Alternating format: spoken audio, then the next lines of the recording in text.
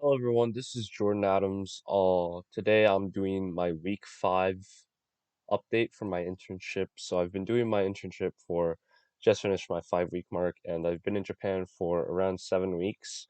It's been great so far. This week has probably been my most eventful week in Japan so far. Not too much going on the first few days. Wednesday, I actually got pretty sick. I think it was just a cold, but I had a pretty big fever and headache. So I kind of just stayed home all day on Wednesday. Drank a lot, didn't eat too much. I pretty much made a full recovery the next day on Thursday. So I went into work that day and I finished up on my big project. So I just finished part one of my really big project. I only have a week left, and so I'm going to try to finish as much of part two as I can next week. But since I'm leaving after next the following week, week 6, my last week, there's another intern that I'm friends with who's going to take over my project. So that's that for work.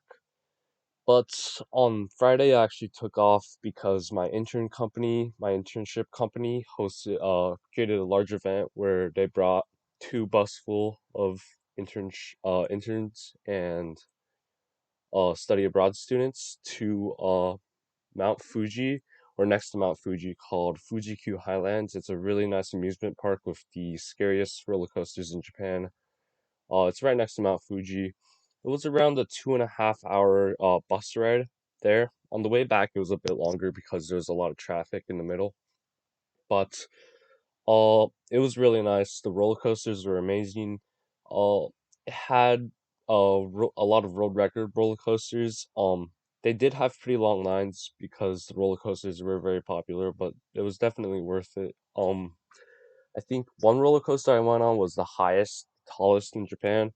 One of them had the steepest drop. It was terrifying. It went not just straight down, but it kind of curved in at 120 degrees. And one of them had the most loops in of any roller coaster. So that was definitely a great experience. So Friday, very eventful day, definitely worth it. So if you're near Mount Fuji or if you plan on traveling to Mount Fuji, definitely check out Fuji Q Highlands. Yeah. The next day on Saturday, my brother and I decided to take a day trip to Kamakura. Kamakura is Japan's popular beach town. It's not super far from Tokyo. It's about an hour train ride from there. Actually more like 40 minutes, but Kamakura was amazing. Obviously, it has its very popular beach, but what I found most interesting was something called Komachi Street. It's a very big street in Kamakura. It has lots of nice souvenir shops and phenomenal food. So definitely check out Komachi Street. We spent most of our time there. We also went to a little bamboo forest called Hokokuji Bamboo Forest. It was really nice. It was only 300 yen to enter, which is not much at all. And they let you stay for 30 minutes, but it's a beautiful bamboo forest, so definitely check that out. Kamakura is also very popular for its big Buddha statue. We actually didn't have time to check that out, but if we had more time, we definitely would have checked it out. But yeah, I'm sure it would have been amazing. But after that, we kind of spent most of our day at Komachi Street. So towards nighttime, we went down to the beach. It was a very nice view, very nice sunset. And Saturday, Conqueror was a huge success. We both loved it so much. Sunday, which was yesterday, my brother and I decided to take another day trip to Odaiba. Odaiba is a nice part of Tokyo. It has the popular place called Team Labs Museum. We actually both went to Team Labs on our own before this trip, so we didn't go to Team Labs this time. But Odaiba has lots of very nice malls, and we went to a couple of them.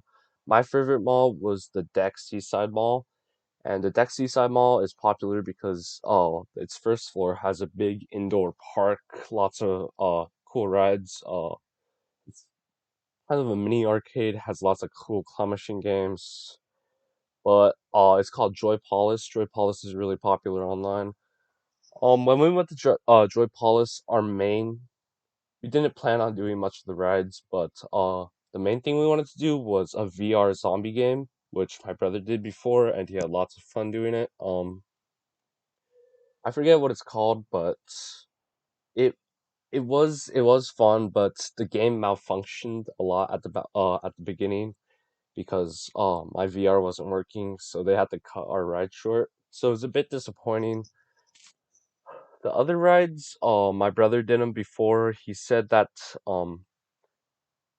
they weren't too interesting. The lines are insane too. There are lots and lots of people there, like 2 hour wait times on small rides. So if you're planning on going to Joy Palace in Odaiba, I feel like there are better options. I mean, it's an indoor park, so obviously the rides have a limit to them. They can only get so big, so nice. And the lines are huge. It's a packed place. So definitely, I think there's definitely better places to check out in Odaiba. But the malls themselves, lots of cool restaurants, lots of cool shops. So definitely check out all the malls in Odaiba. Um, I'm making this video on Monday, and on Monday, today, the 17th, was actually a national holiday in Japan called C-Day. C-Day. And C-Day is no work, nothing. So I had today off. Uh, Today I just pretty much slept in. But my brother and I, we did decide to go to Shibuya and Shinjuku. We did some shopping there. Um, we also got a really, really nice lunch called gyukatsu. Gyukatsu is, if you know katsu, it's kind of breaded beef, similar to katsu, but it's raw on the inside, so it's breaded and it's raw, high quality beef. And you cook it yourself at your table on a stone, a hot stone, and you can cook it. You can cook it however you like. It was a really long wait, but the restaurant was very fancy. But it was surprisingly affordable, and it was a really great experience. Definitely one of the best meals I've ever had.